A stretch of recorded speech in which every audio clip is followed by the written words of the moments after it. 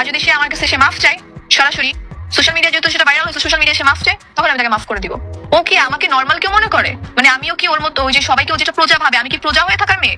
আমার অডিয়েন্স আছে, আমার টিমের মানুষের ভালোবাসা আছে, আমার বাবা মার তো আছে, সজীব ভাই স্নেহ আছে আমার উপরে, তো আমার সাথে যা খুশি তাই করতে চাই। এবার আরোহী মিমের কাছে ক্ষমা চাইতে হবে শাইলা সাথীর, এমনই কিন্তু কথা বলেছেন আরোহী মিম।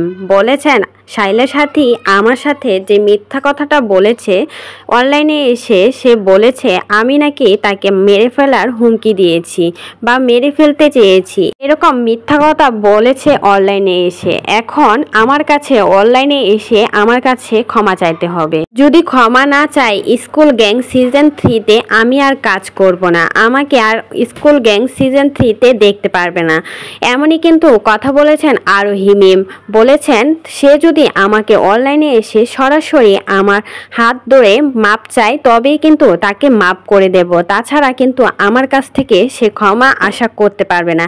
এবার এই কথাই কিন্তু বলেছেন আরোহী মিম শাইলা সাথীকে। শাইলা সাথী আরোহী মিমের কাছে ক্ষমা চাইতে হবে, তবেই কিন্তু স্কুল গ্যাং সিজন 3-তে কাজ করবে আরোহী মিম, তা না হলে করবে না, এমনই কিন্তু কথা বলেছে আরোহী মিম। আর শাইলা সাথী তো কখনোই আরোহী মিমের কাছে ক্ষমা চাইবে না, এমনই কিন্তু কথা বলছে সবাই তো বলছে শাইলা সাথী এরকম বড় একটা আর্টিস্ট হয়ে আরোহী মিমের কাছে ক্ষমা চাইবে, এটা তো কল্পনার বাইরে।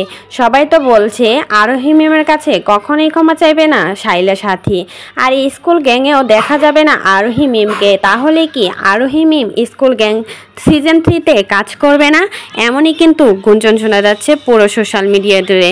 কিছুদিন আগে আরোহী ম্যাম আর শাইলা সাথীর মাঝে হয়েছিল ঝামেলা, আর সেখান থেকে শাইলা সাথীর মুখে জুতা ছুঁড়ে মেরেছিল আরোহী মিম, কারণ এক পর্যায়ে তারা অনেক ঝগড়াঝাটি লেগে গেছিল। তখনই নাকি আরোহী মিম শাইলা সাথীর মুখে জুতা ছুঁড়ে মারে, আর শাইলা সাথীও কিন্তু কম করেনি, সেও কিন্তু পাল্টা জবাব দিয়েছে।